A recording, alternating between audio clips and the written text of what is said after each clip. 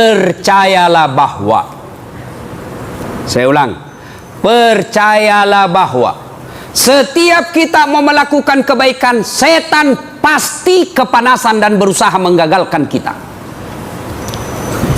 Allahu Akbar, Allahu Akbar. Setan bisik, ada pembeli. Sebentar, bisa itu, selesai kau sholat sendiri saja di rumahmu. Setan. Apa bapak kemudian tinggalkan barang dagangan lalu menuju ke tempat wudhu? Apa setan putus asa? Tidak. Setan tidak akan berhenti sebelum berhasil.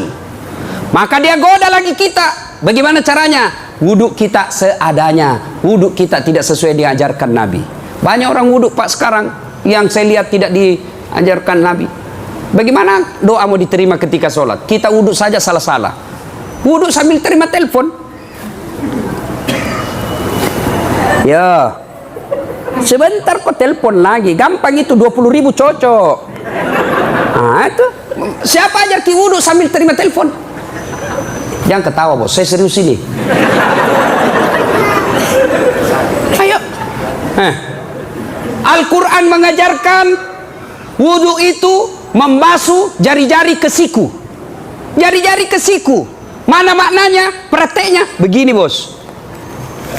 Jari-jari ke siku. Tapi apa yang kita praktekkan? Siku ke jari-jari. Mana buktinya? Sambil menyanyi, pulang-pulangku berbadan dua.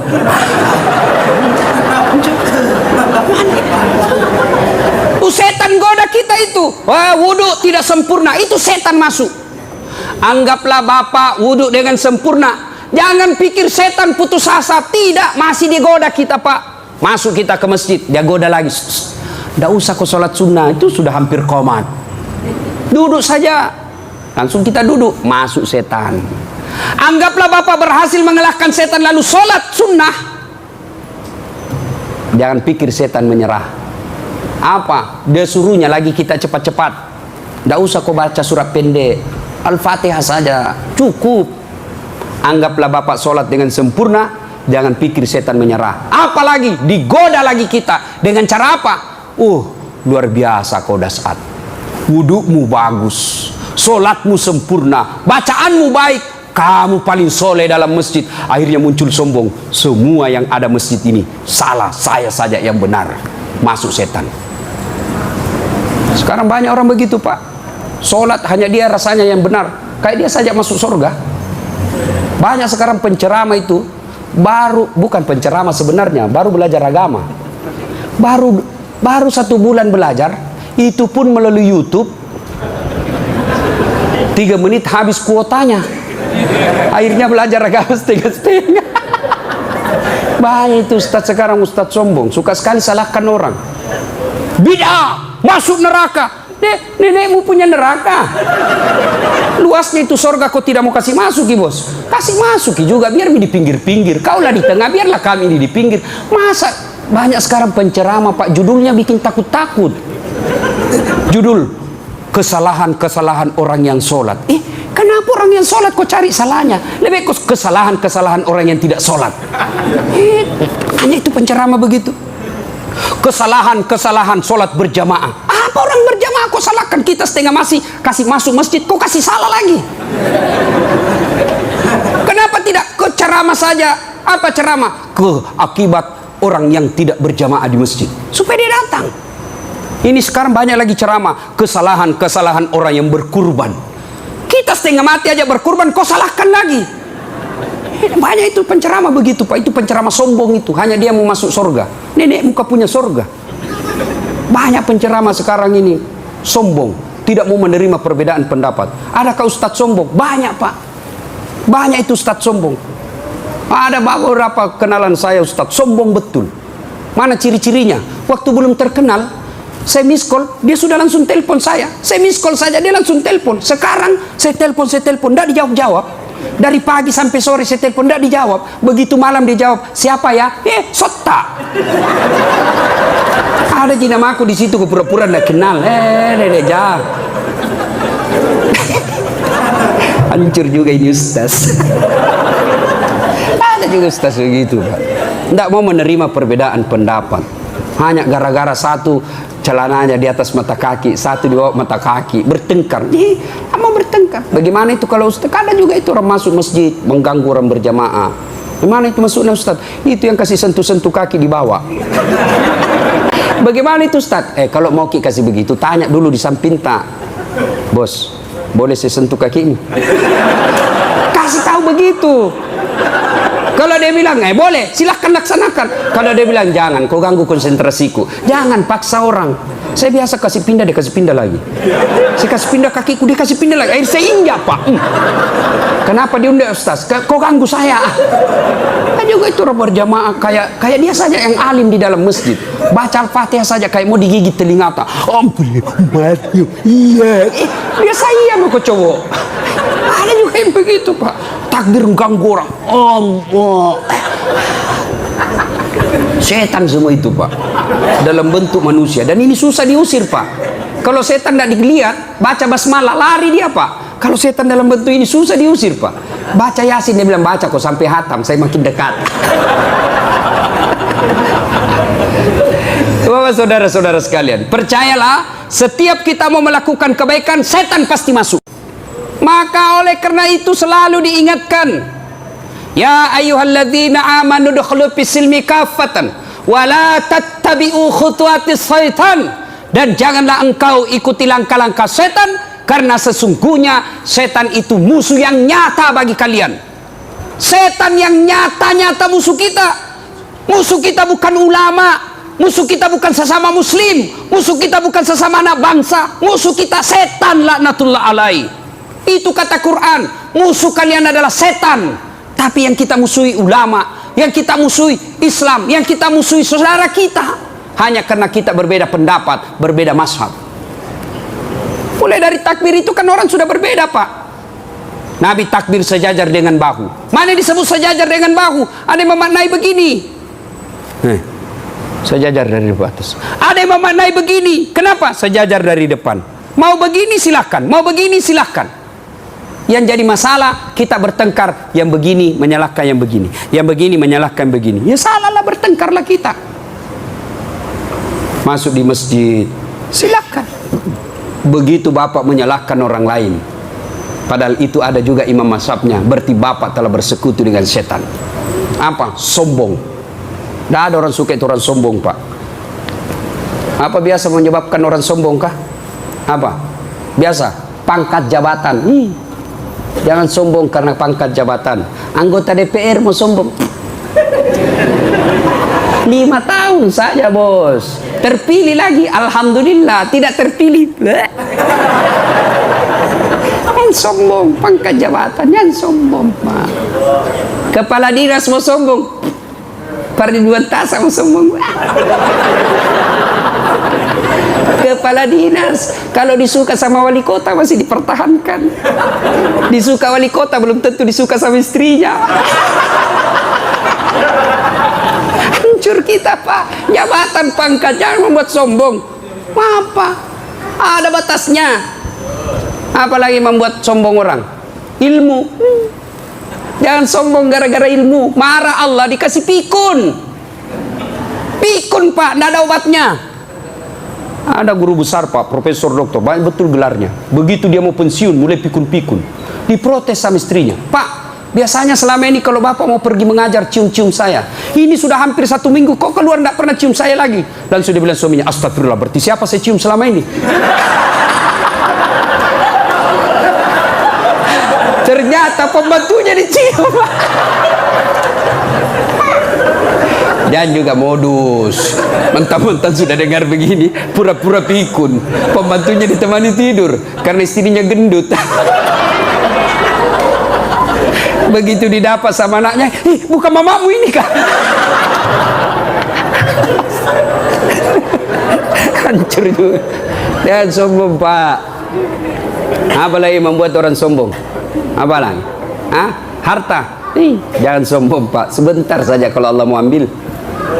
Sebentar saja Pak. Dengar, masih ingat kisahnya Qarun? Kaya, banyak hartanya, sombong. Ya Qarun, kau dapat dari mana ini harta? ini tidak ada hubungan sama Tuhan, ini hasil jeripaya saya. Marah Allah, murka, dibelah itu permukaan bumi, tenggelam korun dengan segala hartanya. Maka sekarang orang Indonesia kalau dia dapat harta di tanah, dia bilang harta karun. Jangan sombong, Pak. Karena sombong pintu masuknya setan. Tahu? Dosa pertama dilakukan makhluk kepada Allah apa? Dosa apa? Dosa apa? Sombong. Ketika iblis diciptakan, Adam diciptakan, Allah berfirman, ini Adam, makhluk saya paling mulia, sujud kau kepada Adam. Malaikat lakukan, tumbuhan, binatang lakukan. Iblis tidak mau. Saya tidak mau ya Allah. Kenapa kau tidak mau? Adam diciptakan dari tanah, saya dari api. Unsur kejadian saya lebih mulia dari Adam. Adam baru diciptakan, saya senior. Masa senior hormat sama junior? Gengsi dong. Saya tidak mau. Allah berfirman, kau sombong rupanya, keluar kau dari surga. Diusir gara-gara apa? Sombong. Jabatan sombong, Fir'aun. Itu simbol kesombongan dengan jabatan Fir'aun. Allah laknat Fir'aun karena dia punya rasa sombong. Kenapa? Karena punya sombong, puncak kesombongannya dilantik dirinya jadi Tuhan. Maka sekarang Allah laknat, tidak ada suka itu Fir'aun. Buktinya mana Ustaz? Mana ada orang mau kasih nama anaknya Fir'aun? Pejabat Indonesia juga tidak senang kalau disebut Fir'aun. Saudara-saudara sekalian, ladies and gentlemen, hadirin, kita sambut Bapak Fir'aun Kabupaten.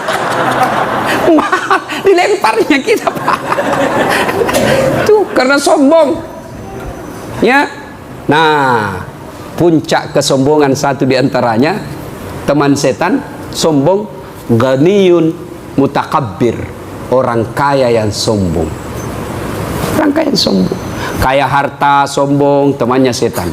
Kaya pangkat pejabat sombong, temannya setan. Kaya ilmu, ilmuwan sombong, temannya setan. Itu temannya setan. Tapi kalau itu semua orang sombong, orang masih bilang, iya kan pantas dia kaya lah, sombong, wajar. Tapi temannya setan. Kalau kaya sombong, temannya setan. Bagaimana kalau miskin sombong?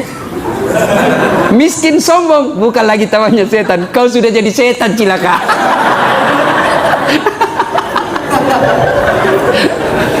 Allah sayang kita, Allah hadirkan Ramadan kemarin untuk menghilangkan rasa sombong.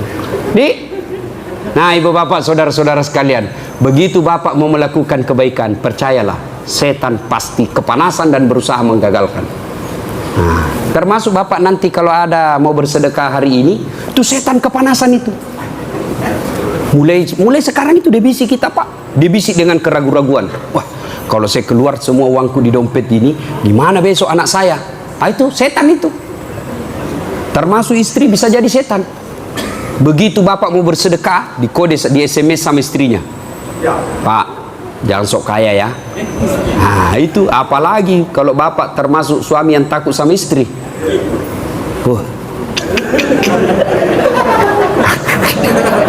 Ada di sini suami takut sama istrinya? Ada? Ada? Waduh, lain kiamat. Nggak usah aku tunjuk, Pak.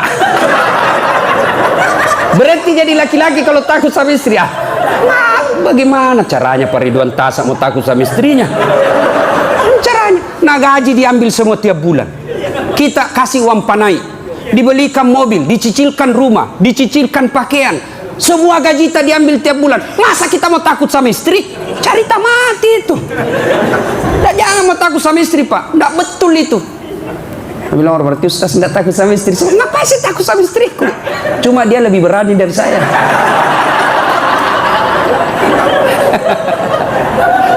Pak, kalau soal ibadah, bapak tidak boleh takut sama istri. Ya, kalau soal disiplin keluar, itu tidak apa-apa. Misal istri cari kita saat keluar, sudah saatnya sudah ada di rumah, bapak tidak ada, ditelepon dan marah-marah, itu wajar. Tapi kalau bapak mau bersedekah lalu takut sama istri, berhenti jadi laki-laki, Pak. Jangan ketawa, serius ini. Apalagi kalau istrinya orang Bugis. Masakan.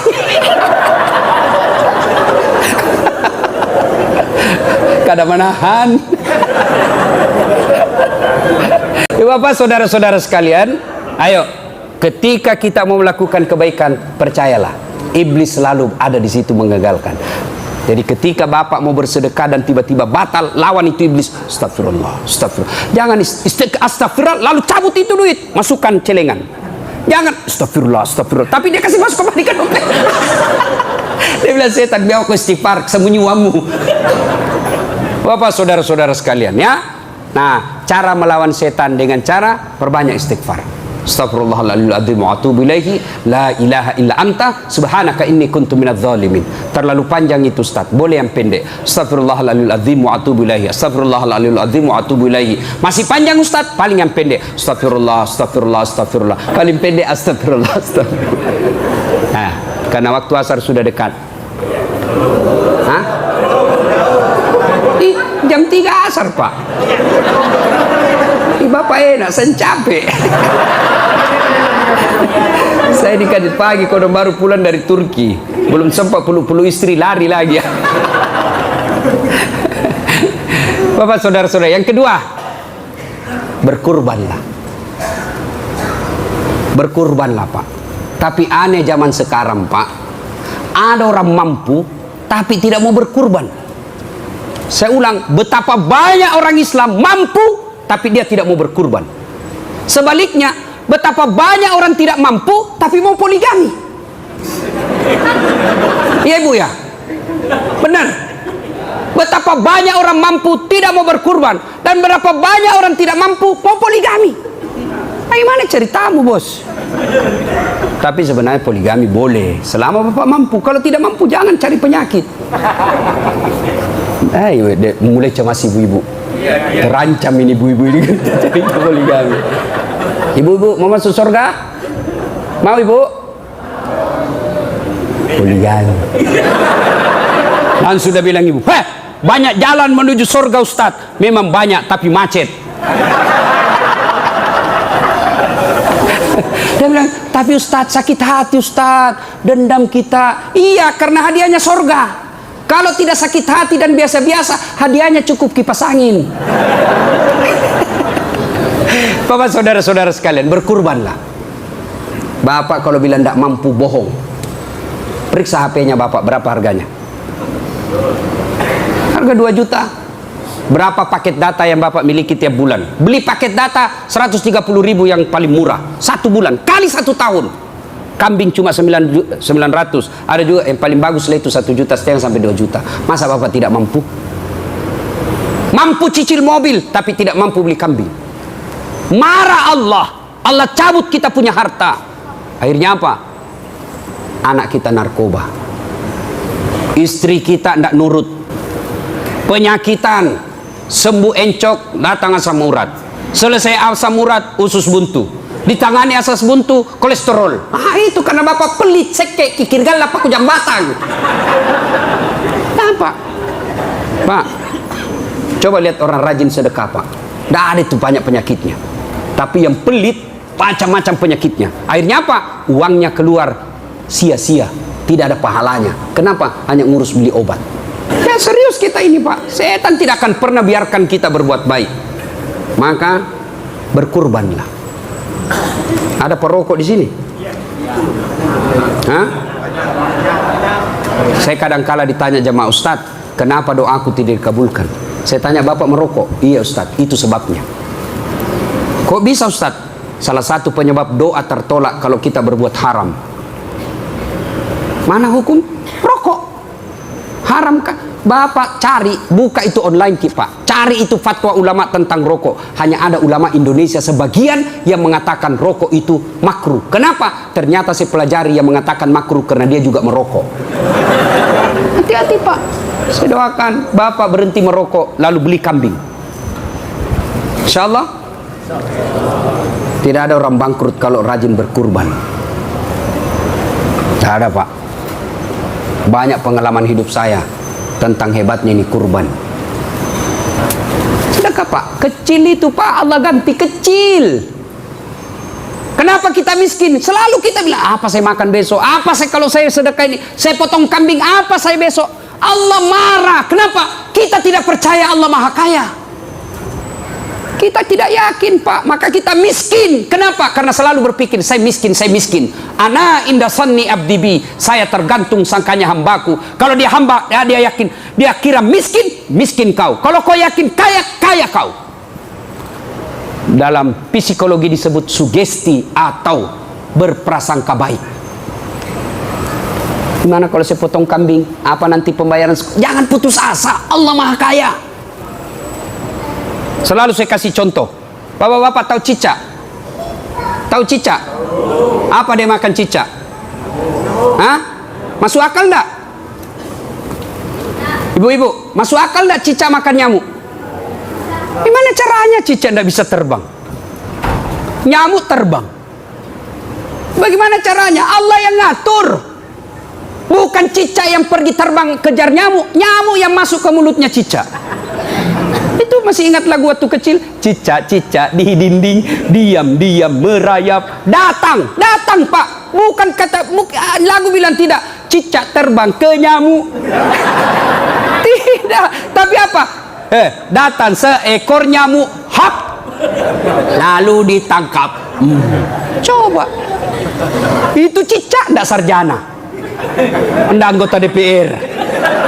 Enggak pegawai. Bisa hidup. Apalagi kita yang punya Allah Maha Kaya.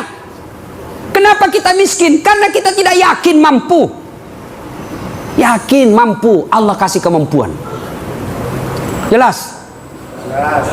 Kalau Bapak ragu-ragu nanti cari ambil dari dompet, Bapak berarti sangka buruk kepada Allah.